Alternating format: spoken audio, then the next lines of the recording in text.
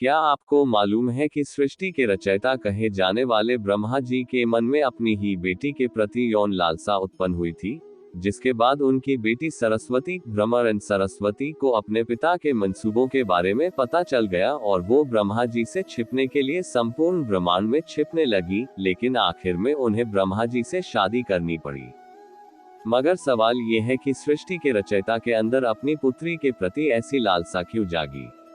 जैसे कि आप सभी को ये तो मालूम ही होगा कि इस सृष्टि की बागडोर त्रिदेव के हाथों में है। जहां ब्रह्मा जी के कंधों पर सृष्टि की रचना का दायित्व है, वहीं विष्णु जी के पास संरक्षण का दायित्व और भगवान शिव के पास विनाश का दायित्व है। जब सृष्टि का विनाश होता है तो उसके बाद सृजन का चक्र दोबारा शुरू होता है। इस चक्र को शुरू करने के लिए ब्रह्मा जी ने अपने वीर्य से सरस्वती को जन्म दिया था। इस बात का वर्णन सरस्वती पुराण में किया गया है, जब ब्रह्मा जी ने अपनी ही पुत्री के साथ विवाह करने की इच्छा जाहिर की थी। दरअसल सरस्वती माता की कोई मां नहीं थी, उन्हें ब्रह्मा जी ने केवल अपने वीर्य से जन्म दिया था। विद्या की देवी कही जाने वाली सरस्वती दिखने में बेहद खूबसूरत थी और आकर्षक भी।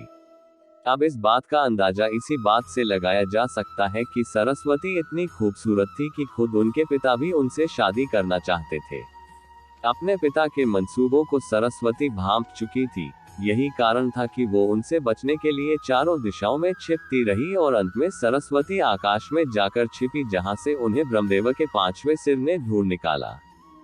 आखिर में सरस्वती को विवश होकर अपने ही पिता से शादी करनी पड़ी और इसके बाद सरस्वती और ब्रह्मा जी ने करीबन 100 वर्षों तक पति पत्नी की तरह एक जंगल में जीवन व्यतीत किया और इस दौरान उनका एक पुत्र हुआ जिसका नाम था स्वयंभू मनु।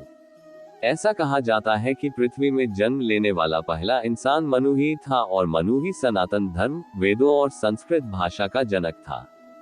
अब अपनी ही पुत्री से आकर्षित होना और संभोग करने की लालसा रखने के कारण सभी देवी देवता ब्रह्मदेव को एक दोषी की तरह देखने लगे, जिसके बाद सभी देवगण महादेव के पास पहुंचे और उनसे आग्रह किया कि वह ब्रह्मदेव को अपनी ही बेटी के प्रति यौन लालसा रखने के लिए दंड दे। ये वाक्य सुनकर शिव जी अत्यंत क्रोधित हुए और उन्होंने ब्रह्मदेव के 5वें सिर को उनके धड़ से अलग कर दिया।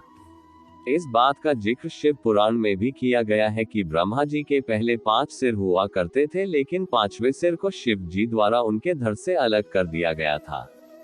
भगवान शिव द्वारा ब्रह्मदेव का 5वां सिर ही इसलिए काटा गया क्योंकि 5वें सिर से ब्रह्मदेव ने अपनी ही पुत्री सरस्वती से संभोग करने के लिए कहा था, जिसके बाद क्रोधित होकर सरस्वती ने ब्रह्मा जी से कहा कि आपका ये मुख सदैव अपवित्र बातें करता है और यही वजह है कि आपकी सोच भी विपरीत हो जाती है।